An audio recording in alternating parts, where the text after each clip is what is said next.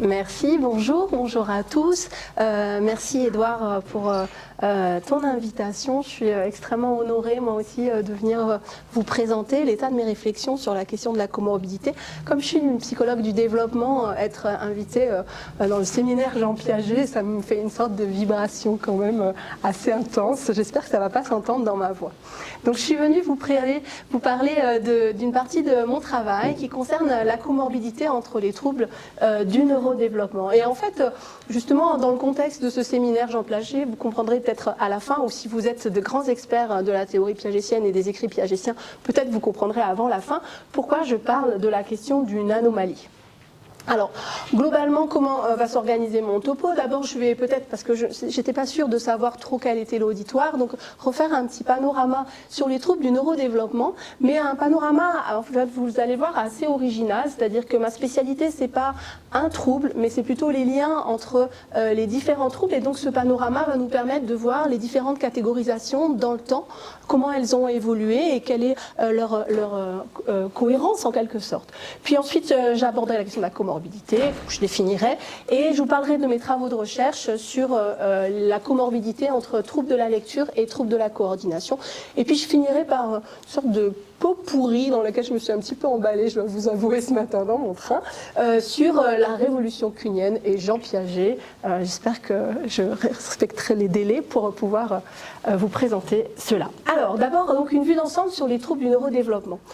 La plupart des personnes connaissent les troubles du neurodéveloppement à travers le DSM-5 qui a été publié avec cet intitulé pour les troubles qui sont en fait catégorisés de la façon suivante. On a d'un côté, enfin en liste, vous voyez ici des différents troubles dans leur appellation globale. Par exemple, handicap intellectuel se subdivise ensuite entre handicap intellectuel et retard global de développement. Puis on a une autre catégorie de troubles du neurodéveloppement qui sont le trouble de la communication qui se divise entre troubles du langage, troubles de la phonation, troubles de la fluidité verbale qui correspond en fait au bégaiement, et le trouble de la communication sociale qui renvoie plus à la dimension pragmatique de la communication, c'est-à-dire arriver à se faire comprendre sur non pas les mots que l'on parle, mais l'idée que l'on veut transmettre ou la chose que l'on veut faire à autrui.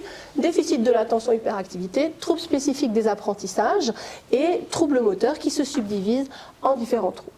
Bon, je ne vais pas rentrer dans le détail, peut-être qu'au fur et à mesure de mon topo je le ferai, mais ce que je voudrais que vous gardiez bien à l'esprit, c'est que finalement dans les troubles du neurodéveloppement, on trouve des sous-catégories de troubles qui sont en fait appelés d'une façon différente, dans une autre classification qu'on appelle la CIM-11. La CIM-11 en fait est une classification qui s'appelle la classification internationale des maladies, qui est publiée par l'OMS, alors que le DSM-5, j'ai oublié de vous dire, était publié par l'APA, l'American Psychiatric Association. Donc il y a d'un côté une classification qui provient de groupes privés associatifs, et puis de l'autre côté qui provient d'une organisation non gouvernementale, l'OMS. Les deux n'ont pas tout à fait la même fonction, et ce qui est intéressant de constater, c'est qu'ils ne sont pas complètement identiques. Si vous avez un peu gardé en mémoire ce que je vous ai montré tout à l'heure, on a toujours ce titre de trouble du neurodéveloppement, mais ici, plutôt que handicap intellectuel, on a trouble du développement intellectuel, trouble du développement du langage ou de la parole à la place du trouble de la communication. Trouble du spectre de l'autisme est resté le même, sauf qu'il est devenu au pluriel dans la CIM-11 par rapport au DSM-5.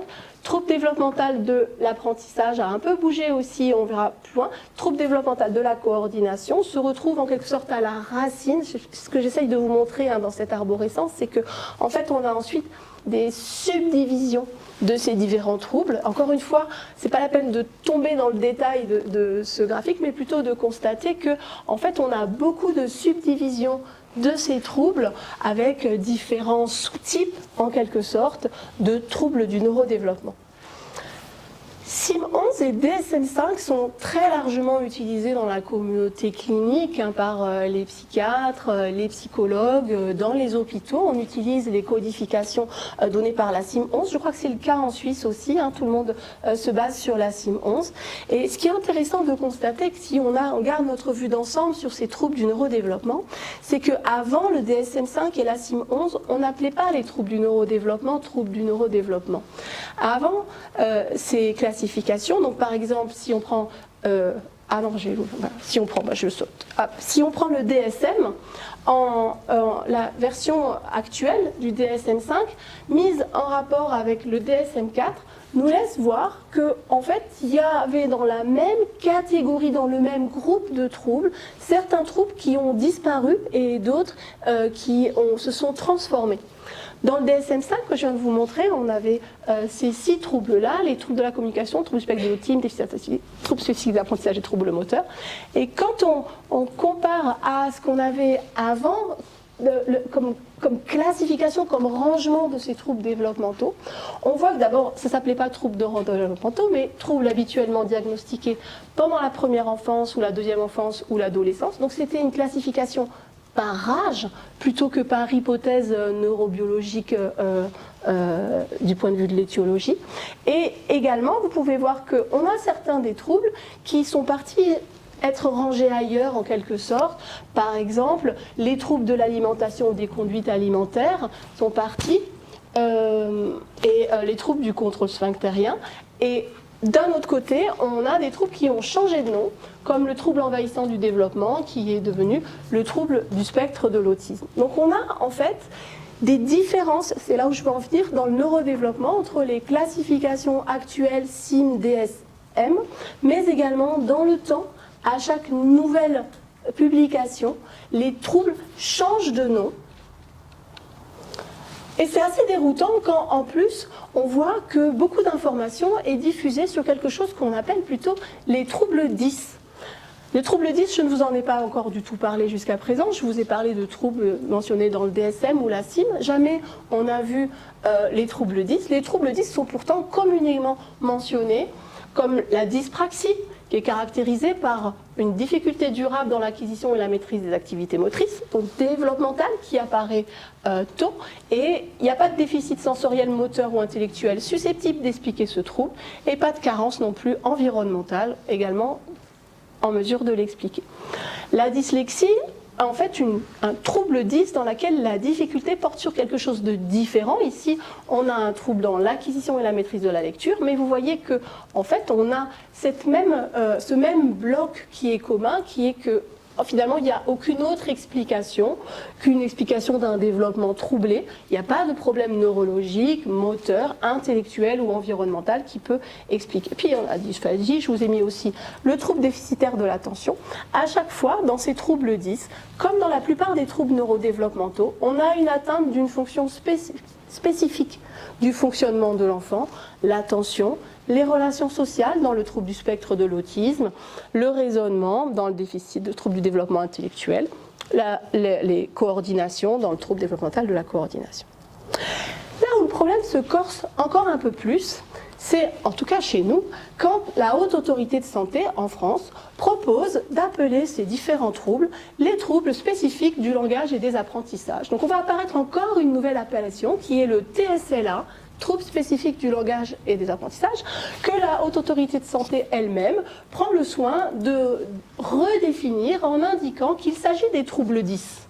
Donc ces troubles, ces TSLA, ces troubles du langage spécifiques du langage et des apprentissages, sont bien les troubles 10 et ils sont appelés de la façon suivante dans le DSM-5, donc des troubles que je vous ai présenté la DSM-5 un peu plus tôt. Troubles du langage, troubles spécifiques des apprentissages, troubles développementaux de la coordination et déficit de l'attention. Donc on se trouve avec ces histoires de troubles neurodéveloppementaux et de troubles des apprentissages face à un corpus de noms et de difficultés extrêmement confus. Alors, on a un peu de sens commun, en tout cas de bon sens, qui nous permet d'être au clair sur l'idée que donc on a bien des troubles du développement, qui sont des troubles qu'on appelle neurodéveloppementaux, c'est-à-dire qu'ils auront toujours comme caractéristique d'atteindre spécifiquement un domaine de fonctionnement. Ils ont aussi en commun d'avoir une origine réputée neurobiologique, génétique. Beaucoup de recherches dans ce sens est en route actuellement et depuis pas mal d'années maintenant. Ce qui leur est caractéristique aussi, c'est d'avoir un début précoce et d'avoir des effets énormes, massifs sur le développement. Ce Ce qui est aussi quelque chose qui est fréquemment rapporté et qui est traduit, à mon avis, par cette variabilité des appellations, c'est qu'on a des formes cliniques extrêmement variables avec des fois des sous-types ou des dimensions. Par exemple, dans le déficit de l'attention avec hyperactivité, on a des formes avec hyperactivité ou sans hyperactivité. Dans le trouble du spectre de l'autisme, on aura des formes avec déficit intellectuel ou sans déficit intellectuel qui modifient grandement le profil, mais pourtant on est dans la même catégorie diagnostique. On gardera à l'esprit pour la suite de mon topo que là, donc, il y a une grande variabilité des appellations et des regroupements dans les classifications nosographiques. Et ce que je voudrais ajouter pour du coup avancer dans ma présentation, c'est que ces troubles du neurodéveloppement sont très fréquemment présents en même temps. On parle d'une très grande comorbidité. Alors du coup, je vais avancer pour parler un peu plus précisément avant de rentrer dans mes recherches sur ce qu'est la comorbidité de façon un peu précise. C'est un terme qui a été défini par un médecin, Feinstein, dans les années 70, comme toute entité clinique distincte qui était présente ou qui est apparue au cours d'une maladie. C'est-à-dire que je suis malade et arrive une autre maladie. C'est très simple, sauf qu'en fait le terme est extrêmement polysémique, c'est-à-dire qu'on trouve le terme comorbidité pour décrire une maladie. Par exemple, le Covid est une comorbidité, ou est mauvais quand il y a une comorbidité. Dans les situations de comorbidité, on a beaucoup utilisé ce terme pendant l'épidémie de Covid. Ça peut être une maladie, ça peut être un état. J'ai deux maladies, donc je suis en état de comorbidité. Ça peut être une association d'affections, c'est une comorbidité fréquente de. Ça peut être aussi une valeur chiffrée, c'est-à-dire qu'on dit qu'on trouve une comorbidité de tant de pourcents entre deux pathologies. Alors au-delà de caractère polysémique un peu compliqué à manipuler de ce terme, il est important de noter que cette comorbidité peut avoir beaucoup d'intérêt pour comprendre la trajectoire pathogénique de ces différents troubles développementaux. C'est-à-dire que ça peut nous donner beaucoup d'éléments pour comprendre quels sont les mécanismes sous-jacents et pourquoi ces troubles perturbent comme ça le développement de l'enfant.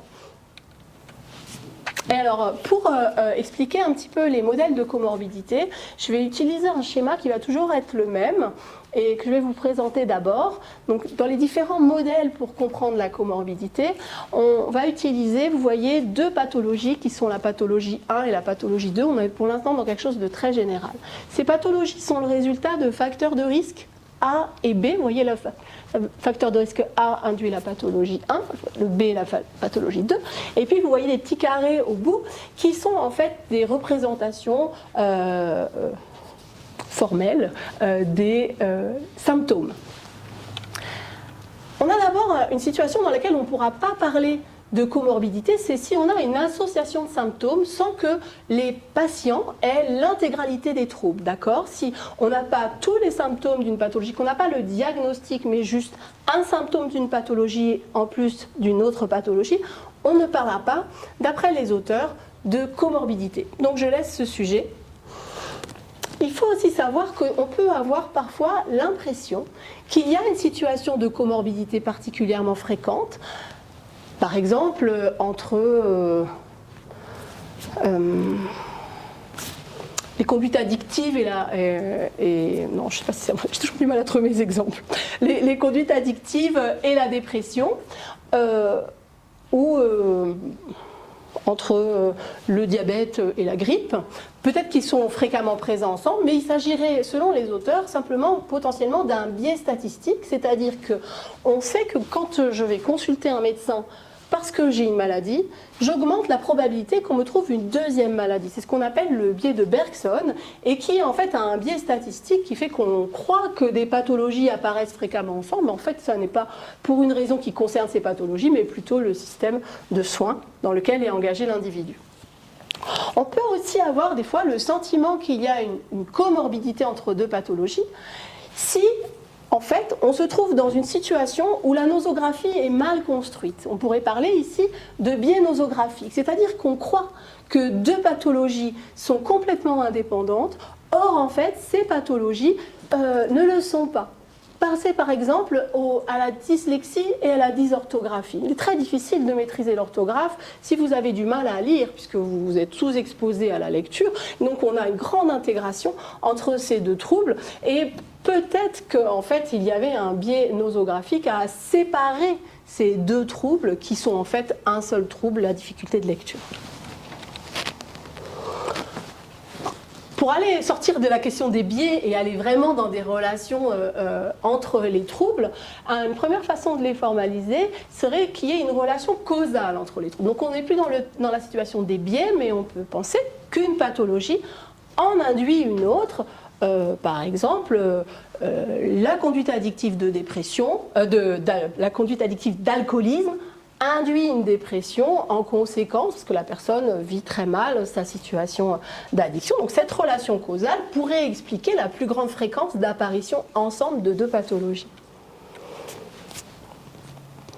Pour ce qui concerne le développement, on se retrouve souvent à évoquer également une comorbidité liée à une responsabilité partagée, c'est-à-dire qu'on a deux facteurs de risque qui apparaissent très fréquemment ensemble, qui sont en quelque sorte corrélés et qui vont finalement souvent entraîner ensemble mais deux pathologies, la 1 et la 2, par exemple, des facteurs de risque qui seraient la détresse économique et les problèmes d'alimentation. Hein. Donc ce sont deux phénomènes qui peuvent avoir des conséquences différentes sur le développement, par la préoccupation des parents et la mauvaise alimentation, par exemple, qui auront des conséquences différentes mais qui apparaissent souvent en même temps chez l'enfant. C'est ce qu'on appelle une responsabilité partagée. On peut carrément avoir un facteur de risque unique qui conduit à deux pathologies en fonction de son intensité ou de l'âge du sujet. Dans ce cas-là, on parlera de facteurs de risque communs, mais qui, voyez, là aussi, renforcent l'apparition, la coapparition des deux troubles. J'en ai pas mal, excusez-moi, c'est pour ça que je passe assez vite, c'est pour vous montrer l'étendue des questions qui est posée par cette comorbidité. Si on complexifie un peu le modèle, on peut aussi imaginer qu'on aurait éventuellement un facteur de risque A qui donnerait la pathologie 1 et un facteur de risque B qui, lui, pourrait potentiellement donner soit la pathologie 1, soit pas la pathologie 2. Vous avez dans ce cas le sentiment qu'il y a une situation de comorbidité, une plus grande fréquence d'apparition ensemble de 1 et 2, mais en fait non, il s'agit juste de formes multiples d'une même pathologie, c'est-à-dire que le facteur de risque B conduit des fois à la pathologie 1 et des fois en fait c'est le facteur de risque A. Donc deux causes peuvent produire le même effet. Avant-dernier modèle, celui du troisième phénotype. Moi j'aime bien ce troisième phénotype, ça me fait toujours penser à la rencontre du troisième type. Le troisième phénotype, c'est en fait l'apparition d'un troisième facteur de risque qui lui induirait systématiquement 1 plus 2. C'est-à-dire que finalement on aurait un facteur de risque qui emporte 1 autre 2 et le troisième. Donc il s'agit ici à nouveau d'une fausse comorbidité puisqu'on a une troisième pathologie en quelque sorte.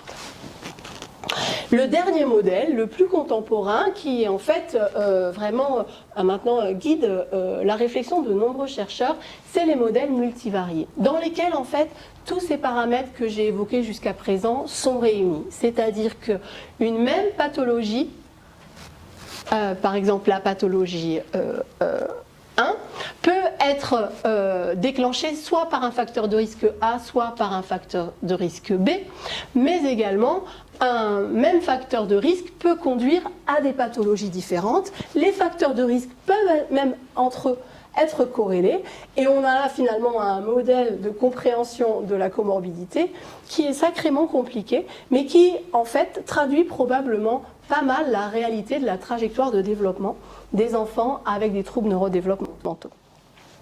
Alors, jusque-là, j'espère vous avoir convaincu un peu de l'étendue du champ, de l'intérêt de l'étude de la comorbidité, parce que ça nous permettrait en fait de mieux comprendre les facteurs de risque, les mécanismes pathogéniques en jeu dans le problème développemental.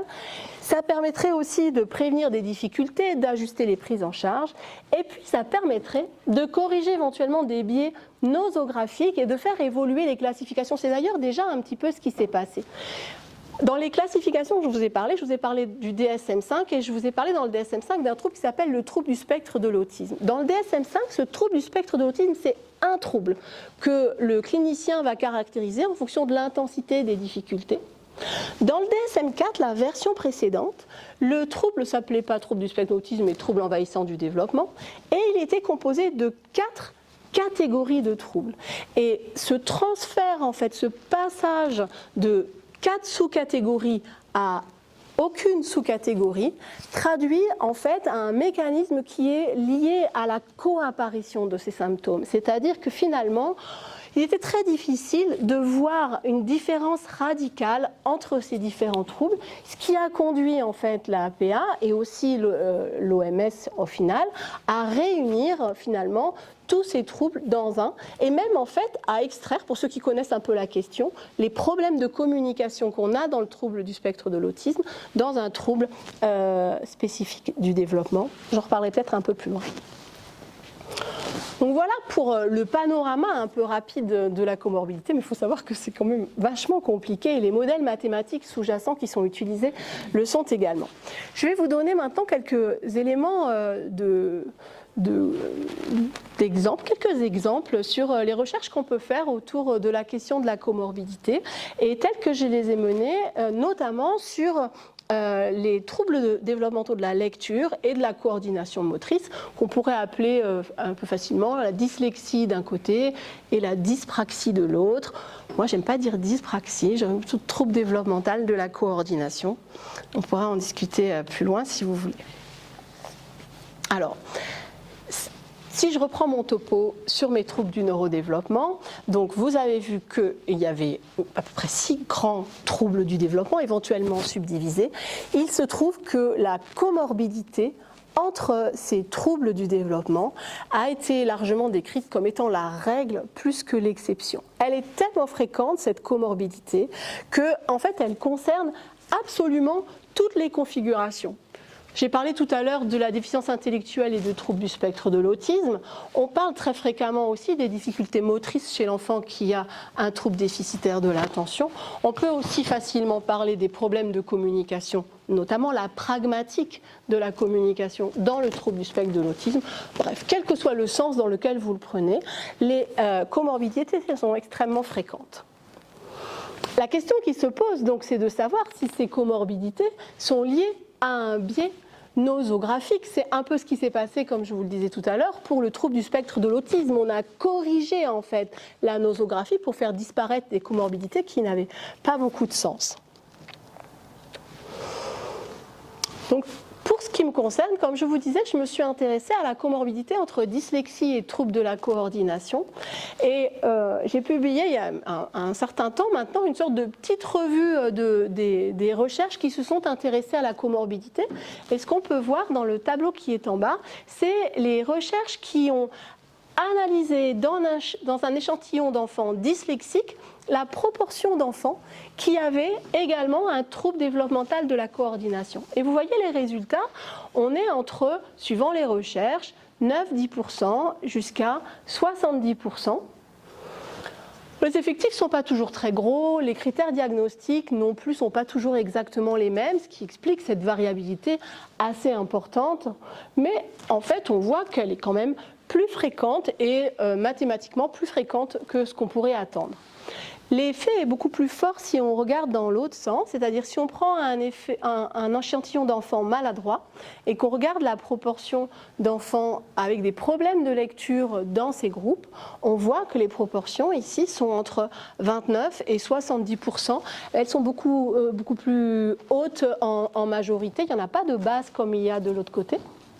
En fait, on a une grosse fréquence d'enfants avec des problèmes de lecture chez les enfants qui ont des problèmes de coordination. Donc on se trouve typiquement dans une situation où la comorbidité est plus haute qu'attendue et donc on est tout à fait en droit de s'interroger de la pertinence finalement de séparer la dyslexie du trouble de la coordination. Est-ce que c'est un même trouble? Est-ce qu'il y a une conséquence, un lien, peut-être des facteurs de risque partagés entre ces pathologies? C'est ce qui nous a préoccupés. Donc je vais vous présenter mes résultats en les abordant avec 2 questions. La première question, c'est est-ce que les formes comorbides, donc dans lesquelles les enfants ont les 2 troubles, sont plus sévères que lorsque l'enfant a un seul trouble? C'est une question qu'on pourrait se poser parce que dans le cas où il y a une relation causale, par exemple, on pourrait imaginer que la situation comorbide apparaît quand il y en a une qui est vraiment très très intense, c'est-à-dire quand par exemple le trouble moteur est très intense, alors on a une dyslexie, donc finalement la situation de comorbidité serait une situation plus sévère. Ou alors, quand on est dans le modèle de la responsabilité partagée, ces facteurs de risque qui sont corrélés, lorsqu'ils sont présents peut-être intensément et font ce qu'on pourrait appeler éventuellement un continuum de sévérité qui font que finalement la sévérité augmente au fur et à mesure qu'on a de la comorbidité. Alors, pour étudier ça, je vais me baser sur des données qui ont été collectées dans le cadre d'une ANR qui a mobilisé une équipe toulousaine et la mienne, et puis des collègues aussi à Aix-Marseille, qu'on a appelé DISTAC-MAP. Et dans cette recherche, on a en fait pris beaucoup de temps pour recruter des enfants avec des profils cliniques extrêmement bien définis. On n'a pris aucun enfant avec un trouble de l'attention et on a pris des groupes d'enfants soit avec un trouble de la lecture sans absolument aucun problème moteur, c'est-à-dire qu'il y avait des critères, on leur faisait passer un bilan moteur et on attendait qu'ils aient des scores particulièrement hauts pour les inclure. En tout cas, ils ne pouvaient pas être à la limite d'un seuil clinique pathologique. Et puis de la même façon, on a pris des enfants avec un trouble de la coordination qui étaient sans aucun problème de lecture attesté par une évaluation de niveau de lecture. Et puis on a cherché des enfants aussi qui avaient les deux troubles de façon avérée. Et ensuite, on a fait faire tout un tas de tâches à ces enfants, à la fois des bilans, des tâches neuropsychologiques, des tâches d'apprentissage. Moi, je suis plutôt spécialisée dans l'écriture, donc il y a beaucoup de tâches d'écriture. Je vais vous présenter différentes tâches dans lesquelles on a trouvé quelques éléments de réponse à cette question. La première tâche, donc, c'est la tâche graphomotrice, comme je vous le disais. C'est une tâche qu'on a construite avec des collègues qui consiste à faire faire à l'enfant des trigrammes, vous voyez, des petites lettres EUE, EEU, UEE. Et pour complexifier un petit peu la tâche, on leur a demandé de les faire dans un sens, mais également dans l'autre. Et cette situation d'écriture en miroir est une situation très contraignante pour le système moteur, c'est-à-dire qu'en fait, l'enfant doit rompre un automatisme qu'il a pour écrire à l'envers. Je vous ai mis une petite vidéo d'un exemple d'enfant, je trouve qu'il est vraiment, chaque fois que je la vois, je suis émue parce que je trouve qu'il se donne beaucoup de mal, il ne sait pas comment finalement produire ces lettres en retard. Et puis on a analysé tout un tas de paramètres grâce à une tablette graphique sur ces trigrammes et notamment la hauteur des lettres. Vous voyez, est-ce que l'enfant écrit avec toujours la même hauteur ou est-ce qu'il y a de la variabilité entre les hauteurs de lettres. La variabilité de la hauteur de lettres nous permet de montrer que, en fait, les différents groupes ne se comportent pas du tout de la même façon. On a un effet du groupe, et donc là, pour brièvement, c'est les enfants contrôle, les enfants avec un trouble de la coordination, les enfants dyslexiques et les enfants comorbides. Ce qu'on observe, c'est que la hauteur des lettres est significativement plus variable chez les enfants qui ont un problème moteur et chez les enfants qui ont un problème moteur plus un problème de lecture. Ce qui est intéressant de noter, c'est qu'on n'a pas du tout de différence entre les enfants qui ont un problème moteur et les enfants qui sont dans une situation de comorbidité, c'est-à-dire qu'ils ont un problème moteur et un problème de lecture. Donc c'est un élément qui peut nous dire non, pas tellement plus sévère. Dans une autre tâche qu'on a fait faire à ces enfants, on a étudié en particulier la mémoire de travail. Et on avait utilisé deux tâches qui étaient pour la première une mémoire de travail verbale avec une tâche d'empan de chiffres. Vous savez, mémoriser une liste de chiffres à l'endroit et puis à l'envers. Et une tâche de mémoire de travail visio-spatiale dans laquelle on demande à un enfant de reproduire une sorte de trajet que l'on fait sur des petits cubes qui sont mis face à lui. Donc ça sollicite vraiment la représentation de l'espace. Et ce qu'on observe, c'est que dans la tâche de mémoire de travail verbale, on a une différence qui est très marquée avec les enfants qui ont une dyslexie, qu'elle soit isolée ou sous une forme comorbide. Alors là, c'est à l'endroit et ici à l'envers. On voit les scores des enfants tout venant, ceux qui ont un problème de coordination, et puis les enfants dyslexiques et dyslexiques comorbides. Lorsque les différences s'intensifient, dans les tâches la plus difficile, hein, donc à rebours, on voit que la différence, elle est vraiment entre les enfants contrôle ou avec un trouble de la coordination et les enfants avec un problème de lecture, qui soient isolés ou dans une situation comorbide. Donc là encore, pas tellement d'aggravation par la comorbidité. Et dans la tâche visio-spatiale, c'est intéressant, on a exactement l'inverse, c'est-à-dire que les enfants qui ont un problème de coordination, seuls ou comorbides, sont aussi en difficulté pour réaliser cette tâche, plus en difficulté que les enfants qui ont un développement typique ou une dyslexie. Donc on a vraiment une dissociation des difficultés entre mémoire visio-spatiale ou verbale. Donc là encore, par contre, ce qu'on peut dire, c'est que les enfants qui sont dans une situation de comorbidité ne sont pas plus sévèrement atteints que ceux qui ont, je vous remets la diapo, que ceux qui ont la forme isolée du trouble. Dans cette recherche sur les mémoires des chiffres ou mémoires visio-spatiales, on a fait une analyse en cluster des différents enfants, des différentes performances, pour voir si finalement sur la base de leur réalisation de cette tâche, on pourrait retrouver peut-être le troisième phénotype, un groupe d'enfants particuliers plus sévèrement atteints, qui seraient les enfants comorbides, par rapport aux autres groupes. Et on a fait donc une analyse en cluster qui nous a montré l'existence de 4 clusters.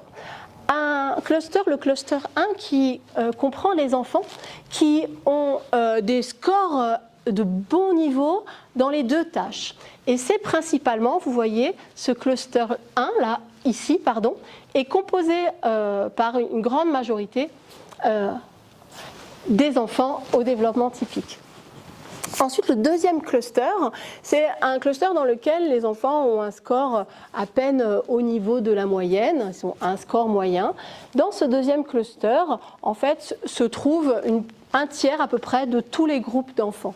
Donc c'est un cluster qui n'est pas forcément très spécifique d'un des troubles. Ensuite, le troisième cluster est un cluster dans lequel les enfants ont des problèmes avec la mémoire verbale, mais pas, n'ont pas de problème avec la mémoire verbale, donc c'est average sur les digits, et par contre ont des difficultés sur les blocs, sans trop de surprise. Ah ben si, avec surprise, je me suis trompée quelque part. Non, c'est 3, oui, si, il y a une erreur. Il y a une erreur. Donc, en fait, ce qu'on observe normalement ici, c'est que j'ai mal labellisé, elle est là l'erreur. Le C3 et le C4 sont inversés, c'est-à-dire que les enfants dyslexiques sont majoritairement dans le cluster où il y a des difficultés au niveau de la mémoire des chiffres et pas en visio-spatial, pardonnez mon erreur. Et les enfants avec un trouble de la coordination sont... Mais non, c'est ça. Qu'est-ce que je fais? Les décédés ont un problème avec les blocs. Oh mais non, c'est ça, je ne me suis pas trompée. Et mais si, c'est ça, en fait, il n'y a pas d'erreur. Oh, il fallait me le dire, pardon. Non, il n'y a pas d'erreur. Donc on trouve bien, en fait, une atteinte spécifique. Et les clusters regroupent bien ces atteintes spécifiques. Ce qu'il faut voir ensuite, c'est que les enfants avec une comorbidité ne se retrouvent pas particulièrement dans un groupe, éventuellement un peu plus marqué dans le cluster 3, c'est-à-dire comme les enfants qui ont un trouble de la coordination. Oh, j'ai encore raté ma présentation, je suis désolée. Donc, en conclusion, sur ces différentes études sur la sévérité, ce qu'on peut voir, c'est que les enfants avec une forme comorbide ne sont pas différents des enfants avec le trouble isolé. Selon les tâches, en fait, ils vont toujours avoir les difficultés de la dyslexie ou de troubles de la coordination, mais pas plus intenses. Alors, c'est globalement ce qu'on retrouve dans la littérature, même s'il y a 1 ou 2 articles qui retrouvent quand même un peu plus d'atteinte. Ce qui est intéressant aussi de voir, c'est que finalement, on a un profil plutôt d'addition de symptômes, plus de variabilité aussi, je n'ai pas attiré votre attention, mais pas de cluster donc comorbide qui serait spécifique par rapport aux performances. Donc, ces différents résultats renforcent l'hypothèse d'une approche multivariée pour comprendre la comorbidité, c'est-à-dire que finalement ces enfants ne seraient pas dans une forme d'aggravation au moment de la sévérité. Deuxième question, que je vous propose d'aborder sur la comorbidité, c'est est-ce que finalement, si on est vraiment dans des approches multivariées où tout est dans tout, est-ce qu'il existe quand même des formes pures de ces troubles? Est-ce qu'il y a des fois des enfants qui ont véritablement aucune difficulté de motricité alors qu'ils ont des difficultés de lecture? Et ça vient interroger très directement la question de la responsabilité partagée, parce que si mes facteurs de risque sont corrélés, alors je devrais toujours avoir un petit peu les mêmes troubles. Ou est-ce qu'on a une grande indépendance et nos troubles, finalement, la comorbidité serait une forme isolée? C'est la question du troisième phénotype. Donc, est-ce qu'il existe des formes pures? J'ai, pour répondre à cette question, des données qui proviennent de DISTAC-MAP encore, et également de la thèse d'Andrea Eho. La thèse d'Andrea, c'était une approche radicalement différente de celle de DISTAC-MAP, où je vous ai dit qu'on avait pris des groupes d'enfants vraiment très bien délimités. Dans la thèse d'Andrea Eho, on a une approche radicalement différente. On a été voir chez les cliniciens des enfants et on a été très large dans notre inclusion.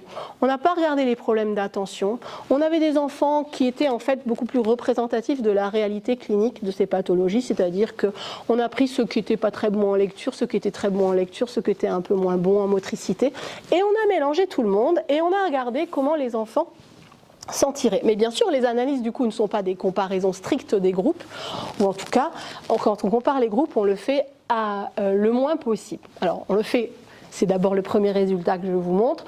On a quand même, grosso modo, pris nos 4 groupes d'enfants qui étaient délimités par ce que disaient les cliniciens. En fait, nous, à ce moment-là, on ne les avait pas testés. Puis par contre, on leur a fait passer des tests à tous.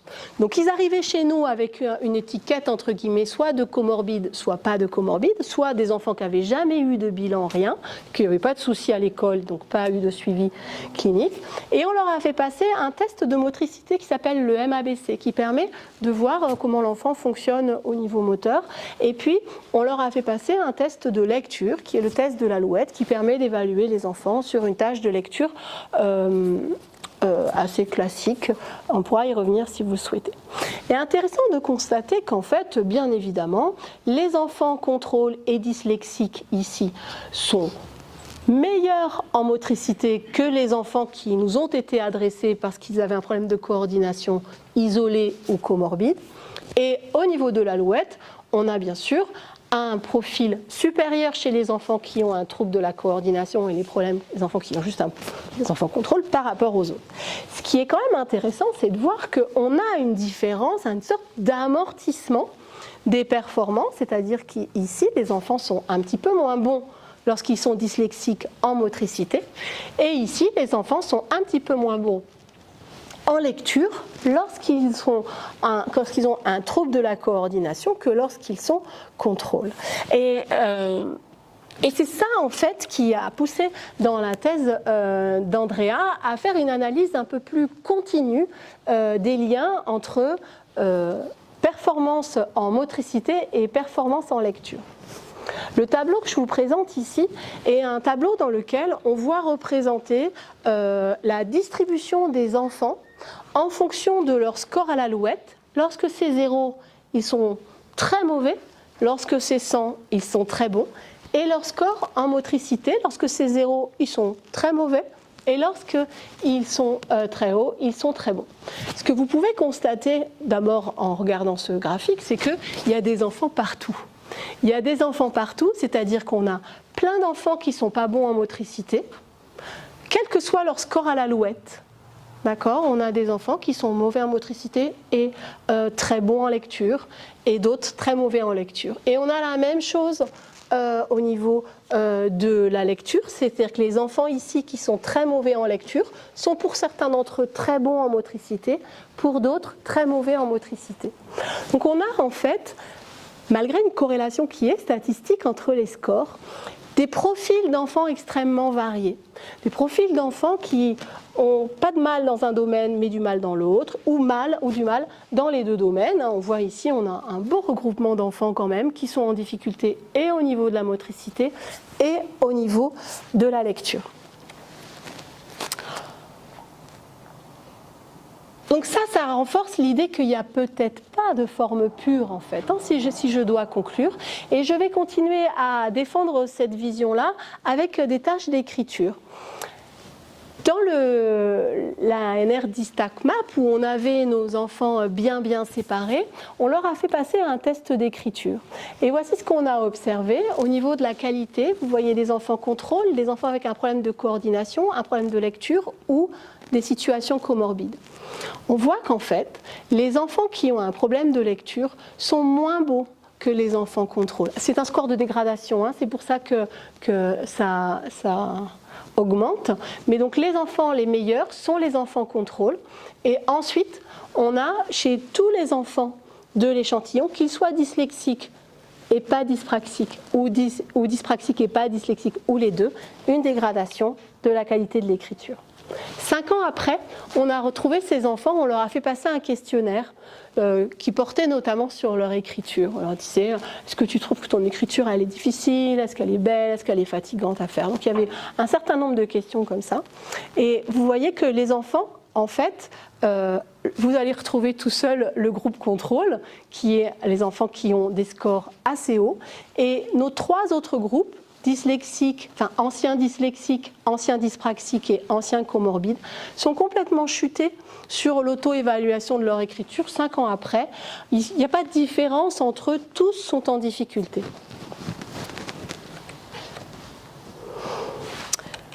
Donc là aussi, ça renforce l'hypothèse qu'il n'y a peut-être pas complètement de forme pure, ou s'il y en a, elles sont rares, et la plupart des enfants se trouvent en difficulté dans les 2 domaines. Le dernier point sur cette question des formes pures que je voulais aborder quand même, c'était qu'il y a plusieurs auteurs qui ont défendu l'idée du phénomimétisme qui pouvait quand même être quelque chose qui pouvait perturber notre lecture de la comorbidité. Qu'est-ce que c'est que le phénomimétisme? En fait, c'est l'existence de symptômes qui ont l'allure d'un autre. C'est-à-dire, par exemple, quand on a dit longtemps que les enfants autistes avaient du mal à communiquer, on ne savait pas trop si c'était un problème spécifique de communication ou simplement leur problème social qui perturbait leur communication. Ce qui a fait d'ailleurs que très longtemps, et on fait encore d'ailleurs, des erreurs un peu de diagnostic en pensant que des enfants qui ont des troubles du langage oral sont en fait autistes, ou à l'inverse, de pensant que des enfants qui sont autistes auraient des troubles du langage oral. Ça, c'est typiquement un problème de phénomimétisme, c'est-à-dire que ce problème de langage n'est pas tout à fait le même, n'a pas la même histoire, n'a pas les mêmes caractéristiques dans ces 2 troubles.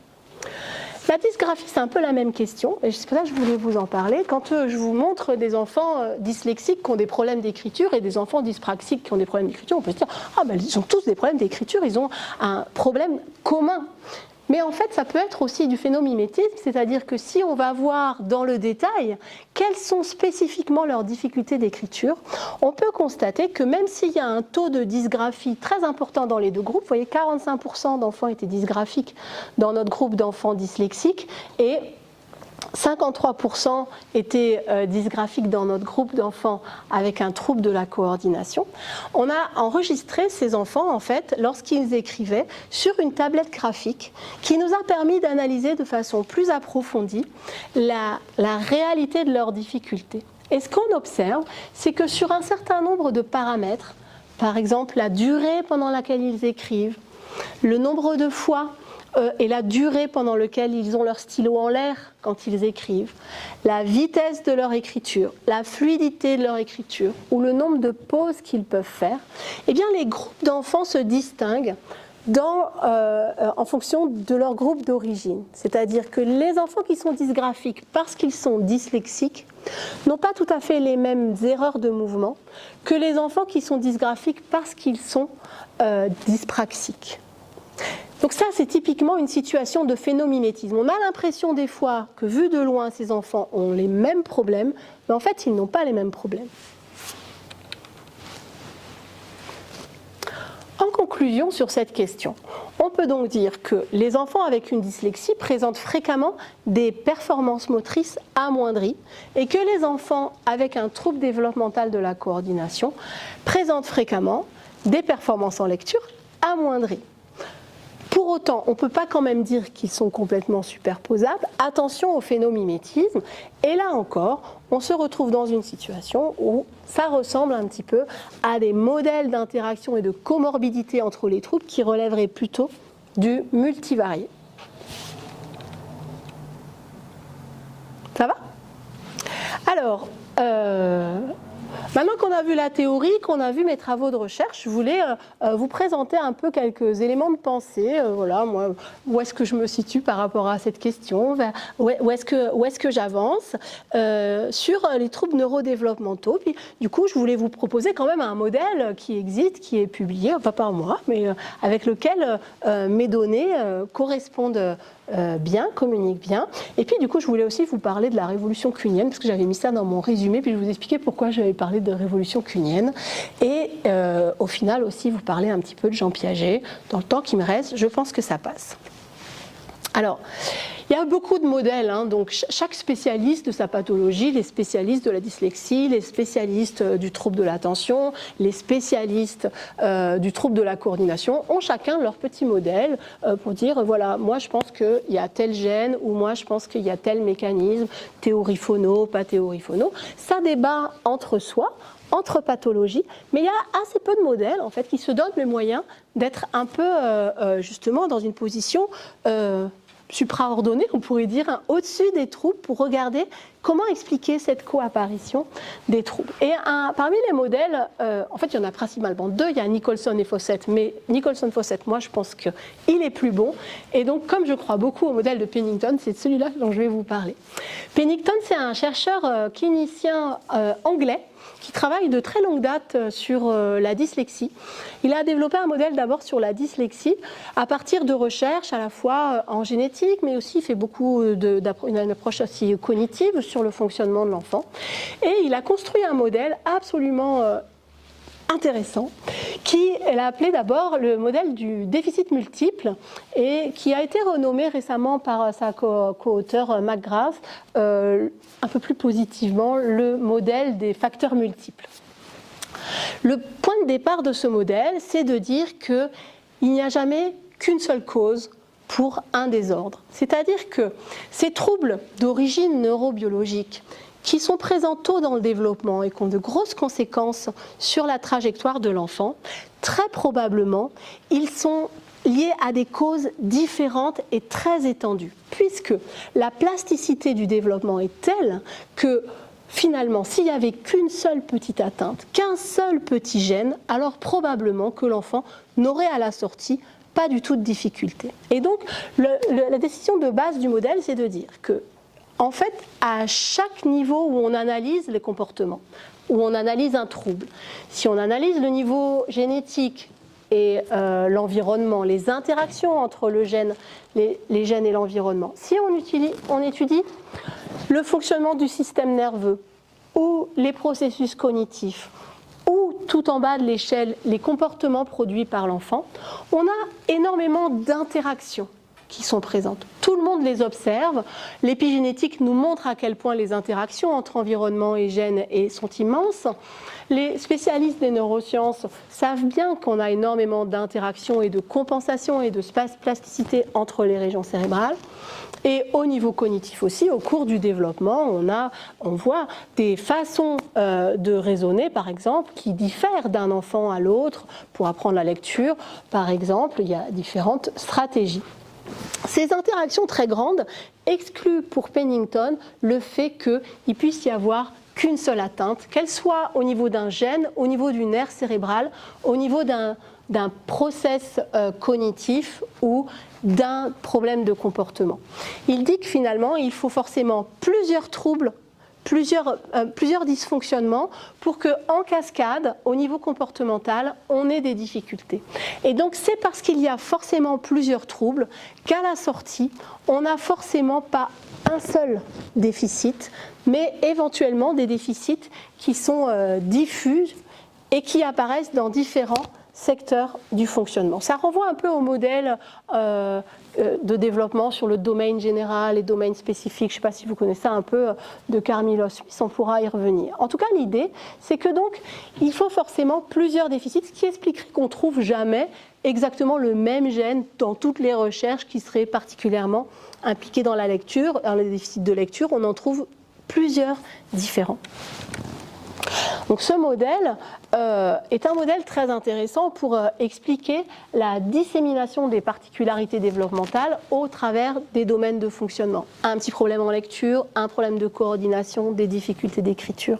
C'est très utile aussi pour expliquer, en tout cas c'est tout à fait en mesure plutôt d'expliquer la présence des fois de signes subcliniques. L'enfant a des difficultés mais il compense pas mal et donc on n'a pas forcément de diagnostic en présence mais des associations symptomatiques de la même façon qu'on peut avoir lorsque les atteintes sont étendues et nombreuses des comorbidités.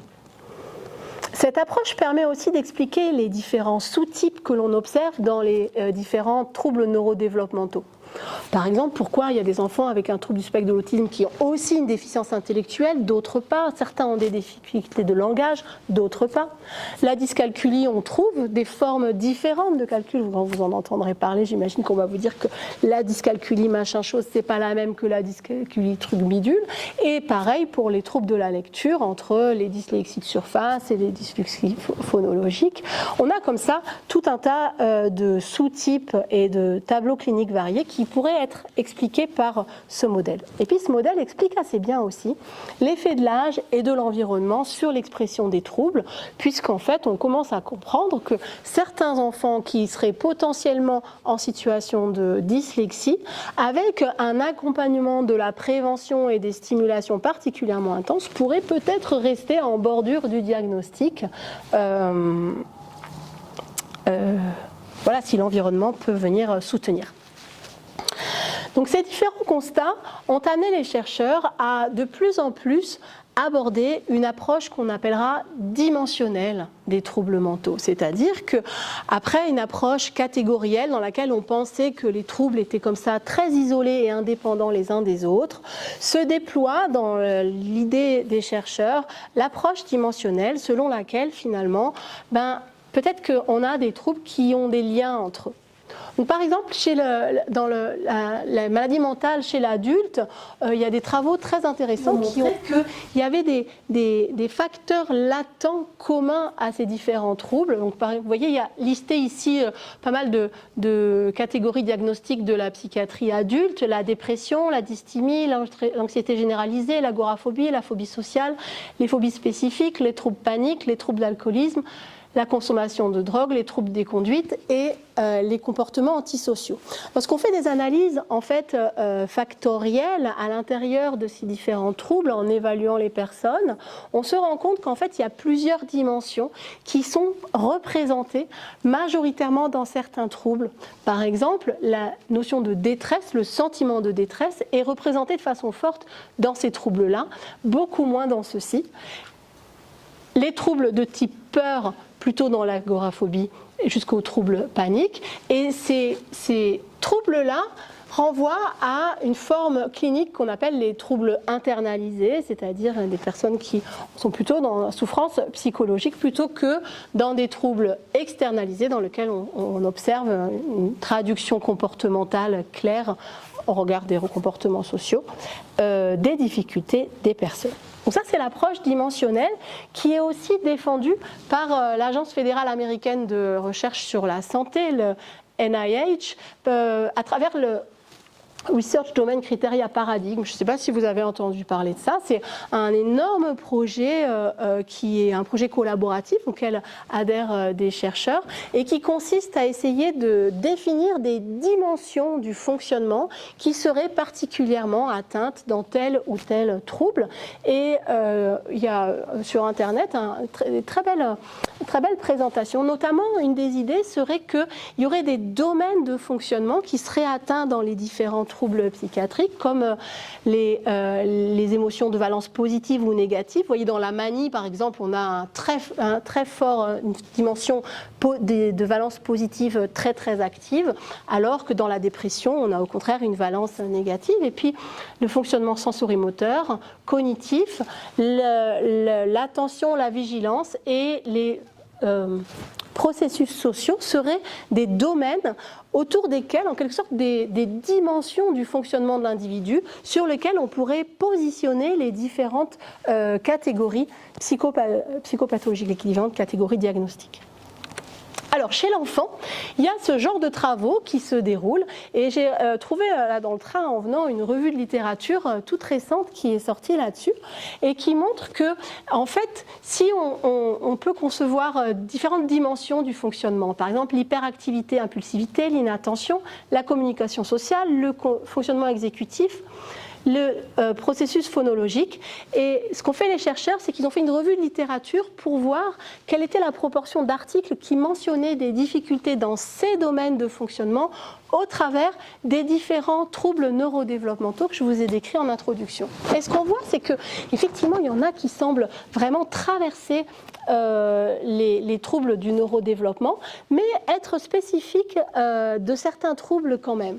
Si vous regardez par exemple l'inattention, ce n'est pas du tout quelque chose de caractéristique de l'autisme, ni des troubles de la communication sociale pragmatique. Par contre, c'est très fort pour l'ADHD, bien sûr le trouble de l'attention, le trouble de la lecture ou le trouble du calcul. À l'inverse, on voit que la communication sociale est un élément qui est tout à fait présent dans l'autisme et la communication sociale et qui est aussi fréquemment mentionné dans le trouble de l'attention. Donc vous voyez qu'en fait, avec ces domaines, on pourrait arriver à décrire les différents troubles neurodéveloppementaux sur des axes comme des continuums. Donc c'est vraiment l'actualité qui nous amène à cette révolution kuhnienne. En fait, c'est Sonu Gabark, un psychologue du développement, qui a récemment écrit un article dans lequel il dit « Est-ce que les cliniciens sont prêts pour la révolution kuhnienne ?» Alors peut-être que comme moi, vous ne savez pas trop ce qu'était une révolution kuhnienne. Donc moi, j'ai été lire « Que voulait dire Sonu Gabark ?» et j'ai compris que la révolution kuhnienne était quelque chose d'absolument intéressant. Il s'agit en fait d'une vision de l'évolution des sciences qui est basée sur finalement des progrès par rupture. C'est-à-dire que la science ne procède pas par accumulation de connaissances, mais plutôt par moment de rupture, de réorganisation. Et ces ruptures conduisent à de véritables changements paradigmatiques. C'est vraiment la notion de paradigme qui est utilisée par Kuhn. Et ces changements de paradigme interviennent quand? Interviennent quand une théorie scientifique, un paradigme scientifique se retrouve confronté à de nombreuses anomalies, c'est-à-dire des phénomènes qui font qu'on ne peut pas expliquer ce qui se passe. Et cette accumulation d'anomalies va induire une sorte de changement du paradigme dominant. Vous voyez, c'est un peu un fonctionnement circulaire, c'est-à-dire qu'on a une science normale et puis le modèle dérive, il y a une crise et la révolution kuhnienne, c'est la révolution du paradigme qui conduit à un changement qui redevient finalement le paradigme commun de la science normale. Et donc je vais passer sur le texte en anglais en dessous, mais ce qu'il explique bien, c'est qu'à un moment, on a finalement tellement d'anomalies qui perturbent notre compréhension d'un phénomène qu'il faut changer de modèle. Et c'est pour ça que Sonu Gabark suggère que peut-être bien qu'il faut passer maintenant à un modèle dimensionnel plutôt que le modèle catégoriel des troubles du neurodéveloppement. Et puis en fait, j'ai découvert un truc, c'est que Kuhn et Piaget ont travaillé ensemble. Ils ont travaillé ensemble puisque vous avez reconnu dans ma description de l'évolution des sciences par Kuhn le développement épistémique de l'enfant par Piaget, c'est-à-dire en fait la présence de réorganisation avec l'abstraction réfléchissante qui vient que l'enfant, confronté à des contre-exemples, confronté à des anomalies en fait du fonctionnement, va vivre une véritable transformation, un changement de stade et une vraie rupture dans son développement cognitif, ce qui fait que ça avait beaucoup de sens de venir Répondre finalement à cette question, est-ce que la comorbidité entre les troubles du neurodéveloppement est une anomalie? Alors la réponse est oui, c'est une anomalie. C'est une anomalie qui va nous amener, je l'espère, probablement, à une approche dimensionnelle des troubles du neurodéveloppement. Voilà, je vous remercie pour votre attention et je remercie mes collaborateurs nombreux dans ce travail. Je comprends. Alors.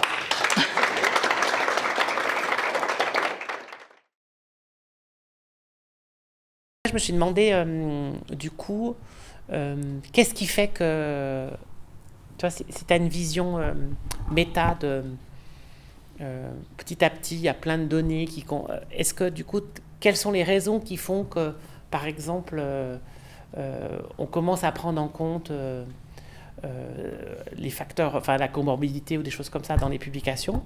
Je me suis dit, est-ce qu'au début, c'était pas le cas parce que c'était des biais de publication, parce que les gens, quand ils compilaient leurs articles et pour qu'ils soient acceptés, bah forcément il fallait chaque fois étudier un trouble et supprimer tous les enfants, les participants qui avaient des troubles associés. Du coup, tu te retrouvais qu'avec des...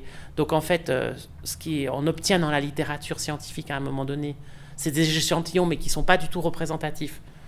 Donc il y a un biais en fait de publication parce que le mode de sélection c'est comme ça. Le premier truc, tu vois, le côté biais de quand je peux publier. Je dis ça parce que, par exemple, quand on étudie les effets de la déficience visuelle, eh bien, quand on veut publier dans des revues, il faut qu'on supprime tous les autres troubles qu'ils ont. Alors que souvent, les déficients visuels ont souvent d'autres troubles associés. Il y a la prématurité, il y a l'autisme, il y a tout ça. Et du coup, ils disaient, bah non, nous, on veut qu'un échantillon pour être sûr de... Voilà. Donc, du coup, ce qui paraît dans la littérature, c'est ces échantillons-là. Et puis, le deuxième... explication qui fait qu'on prend en compte ces dimensions-là, c'est tout ce qui est analyse statistique, qui a beaucoup progressé depuis 30 ans.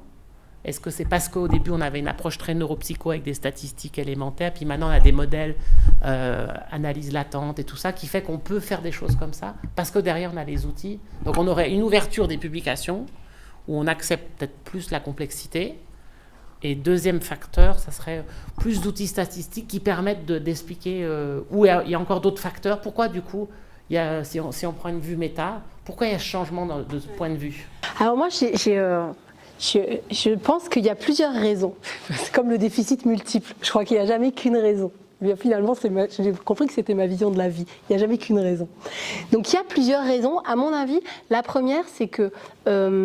on s'est trouvé au départ, quand on ne faisait pas gaffe à la comorbidité, on s'est retrouvé avec des résultats assez contradictoires. D'une recherche à l'autre, on n'arrivait pas à vraiment appréhender des choses cohérentes. Donc tout le monde s'est mis à être hyper rigoureux en disant, moi je prends que et des publications aussi d'ailleurs, on disait, votre groupe, il faut qu'il soit propre, faut avoir écarté tous les autres troubles associés. Sauf que quand vous faites ça, c'est hyper dur de construire un échantillon. Je ne sais pas si vous faites ce genre de recherche, mais en fait, c'est juste même l'enfer. C'est trouver des enfants qui ont un trouble d'acquisition de la coordination, sans problème de langage oral, sans problème d'attention et sans problème de lecture. Eh bien, il nous a fallu 4 ans pour en trouver 20 à Marseille. C'est-à-dire c'est une grosse ville. On ne les trouvait pas. Ils n'étaient jamais assez bons en lecture, jamais assez bons en attention.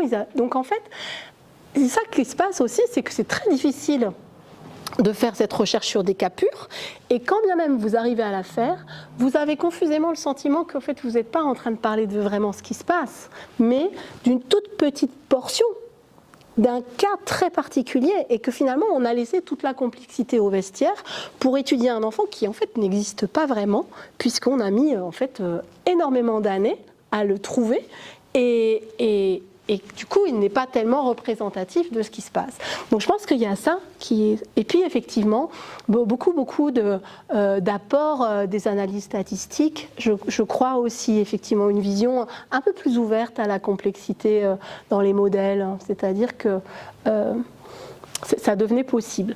Et il y a une autre chose aussi, je crois, au niveau épistémologique, c'est que moi, je crois beaucoup à une sorte de mouvement de balancier entre des approches qui seraient hyper tout est dans tout, un peu analytique. Oui, mais non, il n'y a pas besoin de diagnostic, il n'y a pas besoin d'étiquette. Enfin, moi, cette conférence, j'en ai donné une un peu simplifiée à des groupes de CMPP en France. C'est tous des psychanalystes. Et à la fin, ils m'ont dit « Ah oui, la belle affaire !» En fait, vous découvrez que le diagnostic, il y a des limites. Alors, et c'est effectivement, en fait, on est passé d'une approche psychanalytique essentiellement dans laquelle il fallait surtout pas mettre d'étiquette, à une approche dans laquelle on a voulu des étiquettes hyper déterminées, hyper claires pour savoir. Et puis maintenant, on revient un peu. Alors moi, ce que je dis aux cliniciens, quand je leur présente ce travail, je leur dis, le diagnostic, il est hyper utile. Il est hyper utile pour partager la science, pour parler avec les parents, pour savoir quelles sont les méthodes de prise en charge qui marchent bien avec ce type de population, pour pouvoir se situer un peu dans le brouillard, pour pouvoir organiser des politiques de santé publique. Enfin, c'est extrêmement utile le diagnostic. Mais par contre, ce qu'on sait maintenant, c'est qu'il faut absolument, mais d'ailleurs les cliniciens le font, faire des évaluations un peu fines quand même des enfants qui viennent en consultation, parce que des fois, deux dyslexiques n'ont rien à voir l'un avec l'autre, n'ont pas du tout les mêmes besoins de prise en charge, ou deux enfants avec des troubles de l'attention, suivant l'environnement dans lequel ils sont, selon les difficultés qu'ils rencontrent, selon leur sexe, selon leur âge, ils ont des difficultés très différentes. Donc moi je crois beaucoup aussi à cette espèce d'alternance, c'est-à-dire que maintenant on est assez sûr dans nos chaussures pour dire ok, c'est plus la peine de coller des étiquettes, on peut s'éloigner d'une vision complètement rigide qui nous vient beaucoup aussi de la neuropsychologie adulte dans laquelle on avait une lésion, un déficit. Merci. Je vous remercie pour votre conférence. Je suis logopédiste, donc ça m'intéresse beaucoup, tout ce que vous dites. Et j'aurais deux questions. Où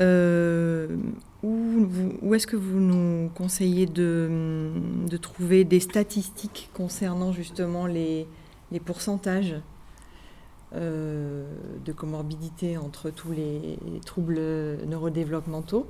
Et la deuxième question concernant la CIM-10, la CIM-11 et le DSM-5, parce que vous l'avez traité, mais rapidement au début, comment faire un mix des deux, parce que cette question du lexique utilisé en la matière, il est important pour qu'on parle tous le même langage. Voilà, merci. Alors pour les lectures, en fait, c'est très compliqué parce que vous avez vu l'article auquel je fais référence, sur lequel j'ai travaillé. En fait, l'étude de la comorbidité nécessite soit d'avoir une étude sur une grande cohorte et de tester tous les enfants sur la population générale. Donc là, c'est une première stratégie, mais qui est une stratégie vraiment compliquée. Ça veut dire qu'on fait des très grosses cohortes de bilan. Donc il y a quelques cohortes qui existent comme ça. Il y en a une qui s'appelle l'ALSPAC, qu'ont créé les Anglais. Ils ont suivi des enfants, ils les ont tous testés, mais sur des très grosses cohortes, donc ils sont à peu près représentatifs de la population générale. Et sinon, il faut regarder dans des travaux de recherche comment ils ont contrôlé, mais même les critères diagnostiques utilisés ne sont pas toujours les mêmes, donc c'est vraiment très complexe. Donc il faut en fait se tourner vers une littérature scientifique d'un petit peu haut niveau. Et sinon, il me semble que la question est toujours un petit peu abordée en filigrane dans les ouvrages à proprement parler, notamment dans le DSM, quand vous le compulsez, en fait, dedans, il y a quelques éléments sur la comorbidité. Et on le trouve en ligne, en fait, en version intégrale, hein, le DSM. Ça peut être intéressant de lire là aussi. Mais en fait, ils sont tous... Et alors, pour l'autre question, peut-être, du coup, je peux remettre le schéma, parce qu'il y a des choses très intéressantes qui se passent entre... Alors, je vais passer, du coup, sur celui que j'ai passé très vite. C'est ce tableau-là. Alors, c'est ce tableau-là, c'est-à-dire que donc, quand on met face à face le DSM-5 et la CIM, on voit que en fait, les noms ne sont pas toujours les mêmes, mais également en fait, les subdivisions ne sont pas toujours les mêmes. Alors, les critères diagnostiques le sont à peu près, hein, c'est-à-dire que par exemple, dans le trouble du spectre de l'autisme, où il y a juste un S en plus, dans la CIM, en fait, ce qu'ont fait les médecins, c'est qu'ils ont subdivisé. Ils ont fait des catégories quand même, ils n'ont pas fait quelque chose de complètement dimensionnel. Ils ont dit, il y a des TSA avec ou sans déficit intellectuel, et il y a des TSA avec ou sans trouble du langage fonctionnel. Et c'est comme ça qu'on va les catégoriser. Donc ça va être que des TSA, mais avec ou sans, ou avec et sans. Hein. Donc soit ils ont sans déficit intellectuel, sans problème de langage, c'est finalement un bout du spectre, c'était l'Asperger. Et puis à l'autre extrême, c'est déficit intellectuel plus trouble du langage fonctionnel. Là, on est dans les formes les plus sévères en fait d'autisme. Donc ça correspond à peu près. Il y a un endroit où il y a un peu un souci, c'est pour le trouble développemental du langage. En trouble développemental du langage, ici, dans l'arborescence, il y a en fait, dans la CIM, quelque chose qui ressemble encore beaucoup à ce qu'il y avait avant en neuropsychologie, avec les troubles de dysphasie, avec expressif, enfin, versant expressif, versant compréhension ou mixte. Et ça, c'est bien dissocié dans le trouble du développement du langage dans la CIM et dans le DSM. Dans le DSM, je n'ai pas mis entier, je crois, le DSM. Non, je n'ai pas mis entier. Dans le DSM, c'est pas séparé.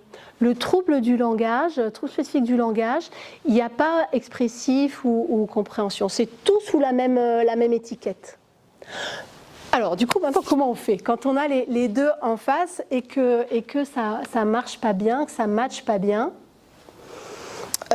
Moi, ce que je dis aux personnes que je forme, c'est qu'il faut connaître le point de départ pour pouvoir parler à la structure de santé, à l'hôpital où il faut mettre le code SIM, aux parents qui ont entendu un diagnostic 10, à l'instit qui, elle, a lu le DSM-5. Et donc, il faut être capable de passer d'une classification à l'autre. Et c'est, je pense, simplement si on a la vue d'ensemble qu'on arrive à naviguer là-dedans. Parce que finalement, à chaque fois, les atteintes, ce qui se passe, c'est qu'elles sont spécifiques. Il y a le langage, il y a les apprentissages scolaires avec une très très grande intégration maintenant dans le DSM ou la CIM entre arithmétique, lecture et expression écrite sont des dimensions maintenant. Hein. Le trouble dans le DSM-5, le trouble spécifique des apprentissages, il est plus subdivisé. C'est prédominamment en calcul, prédominamment en lecture ou prédominamment en expression écrite. Là-dedans, on trace en fait des dimensions. Donc il faut avoir ça à l'esprit. Et à mon avis, jongler entre les deux. Et puis donc le trouble de la coordination aussi. Et ça veut dire que par exemple, un professionnel, quand il fait le compte rendu, son rapport, voilà, dans son rapport, parce que concrètement, il faut qu'il rédige. Toi, tu conseillerais ça du coup? Ça veut dire qu'il faut qu'il passe toutes les classifications. On peut nommer peut-être. Moi, ce que je fais, c'est que donc je me réfère au DSM-5 et à la CIM-10, je les cite. Et je peux nommer par exemple trouble spécifique du langage écrit, anciennement nommé dyslexie, ou dyslexie développementale. En fait, je mets plusieurs c'est ça. Le mot pour m'adresser. Parle beaucoup aux parents. Oui. Oui, mais derrière, après, j'imagine qu'il y a ça déclenche des droits ou des. Oui, mais donc ça passe comme ça. Et après, c'est vrai que le professionnel, après comme logopède, vous savez que c'est beaucoup plus compliqué que ça et qu'il y a des sous-dimensions et les troubles du langage, c'est pas le même quand c'est un trouble phono, quand c'est un trouble... Et ça, du coup, c'est de la spécification, c'est plus du diagnostic en fait, ça doit plus être, c'est plutôt caractérisé par, donc c'est un problème du langage oral, caractérisé par. Et là, vous pouvez rentrer un peu dans le détail de votre cuisine, parce qu'elle est importante aussi, votre cuisine, à communiquer éventuellement à un autre spécialiste. Donc, mais par contre, je pense que c'est essentiel de les connaître toutes. Je trouve qu'ils nous simplifient vraiment pas l'affaire mais intellectuellement, c'est du coup assez excitant de se dire mais pourquoi? Parce que récemment, j'ai fait cette conférence à la conférence de neuropédiatrie qu'il y avait à Marseille. Les collègues du centre de référence, elles m'ont invité pour faire cette présentation. Et ils sont des grands spécialistes, les neuropédiatries la connaissent sur le bout des doigts, la classification. Donc ils m'ont dit « Ah mais t'as oublié le S ». Alors j'ai dit « Ah mais oui, j'ai oublié le S ». Et c'est vrai, pourquoi la CIM il met un S et lui il met pas de S? Et trouble spécifique, il n'y a pas de S. Trouble moteur, il y a des S. Alors, mais il y a un S au trouble moteur parce que derrière, il y en a deux. Il y a le trouble développemental de la coordination et il y a les mouvements stéréotypés. Et handicap intellectuel, il y a un S parce qu'après, il y a soit trouble du développement intellectuel, soit retard global de développement. Donc c'est pour ça qu'il y a un S. Et après, jamais ils ont mis de S. Et ça signe vraiment la force de l'approche dimensionnelle. Alors qu'ici, il y a plusieurs endroits où il y a des S. C'est pas toujours au même endroit. Le trouble du développement du langage de la parole, il y en a plusieurs, il y a un S. Trouble du développement intellectuel, il y en a plusieurs, il y a un S. Trouble du spectre de l'autisme, il y a des subdivisions, mais il n'y a pas de S. Donc ça ne marche pas très bien. Donc, pour le DSM, c'était assez clair pour moi. Bon, voilà, en fait, je n'ai pas d'autres réponses à vous. Je me suis demandé si dans l'accord ELF, la française, où ils suivent des milliers d'enfants depuis X années, il y aura peut-être les réponses, puisqu'ils vont faire des diagnostics. Ouais, j'imagine. En fait, il me semble qu'ils font des évaluations un peu standards qui permettent en tout cas de voir des signes. C'est pas 30 000 enfants qui suivent 18 000 enfants qui sont suivis en France. Ah ouais, ELF. Maintenant, ils ont 18, ils ont 5-6 ans. Ils n'étaient pas surtout centrés sur le trouble du spectre de l'autisme, d'ailleurs, je crois. Gentiment à 12 ans, Ils sont à 12 ans là en ce moment. Ah ouais. Et, ils ont tout. Parce qu'ils prennent 18 000 enfants qui acceptent de. Mais je ne sais pas, la batterie de test, normalement, ils devraient avoir les diagnostics, ils devraient avoir les réponses de. Parce que là, à Marseille, ils avaient lancé un truc qui s'appelait Eval Mater, où ils ont suivi aussi en longitudinal. Mais en fait, ils ont collecté des tas de données, mais il n'y avait personne pour faire la saisie de ces données, comme c'était des données papier. Donc, ils ont des placards pleins. Des placards pleins. Bon, tu vois, alors, ELF, j'ai l'impression que ça fonctionne. Ah. Parce qu'ils publient des résultats régulièrement. Mais et oui, parce que si c'est numérisé, c'est beaucoup plus simple. Je ne sais plus qui c'est qui s'occupe de tout ça, mais nous, on les avait eu. Ils ont 18 000 personnes suivies en longitudinal depuis 12 ans, pas mal. Ah oui, c'est énorme. C'est gigantesque à gérer. Une dernière question, du coup. Attendez, hop. Bonsoir. Bonsoir. Bon, j'espère que je ne vais pas vous faire refaire toute la présentation, mais la dernière phrase de la conclusion, il y a quelque chose qui m'a échappé. Comment vous arrivez à dire que la comorbidité entre les troubles est une anomalie? Oui, alors c'est parce qu'en fait, il fallait présenter l'approche de Kuhn pour dire que si c'était une anomalie. En fait, l'anomalie au sens commun, on pense que c'est un problème, on l'entend comme un problème.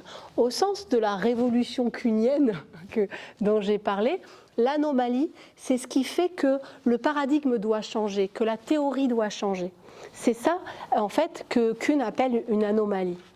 Ce que dit la théorie de Kuhn, c'est que finalement, la science, telle qu'elle fonctionne, elle est un peu normale, il y a un paradigme commun, on pense les choses d'une certaine façon. Et vous savez, la science, elle avance parce qu'en fait, on trouve des résultats qui ne correspondent pas à une théorie et permettent de modifier cette théorie et la faire avancer. Quand en fait, il y a des problèmes qui s'accumulent, Kuhn les appelle des anomalies.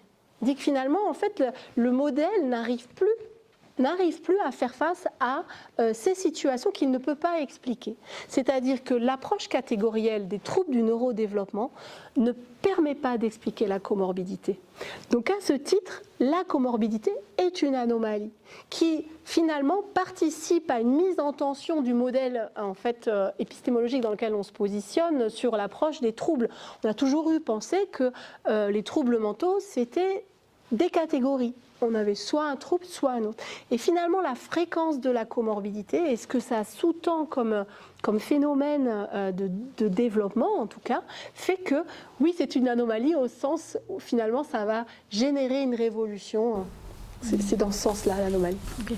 Ça va? Oui, c'est bon, ouais. Merci beaucoup. Je vous en prie. Merci beaucoup.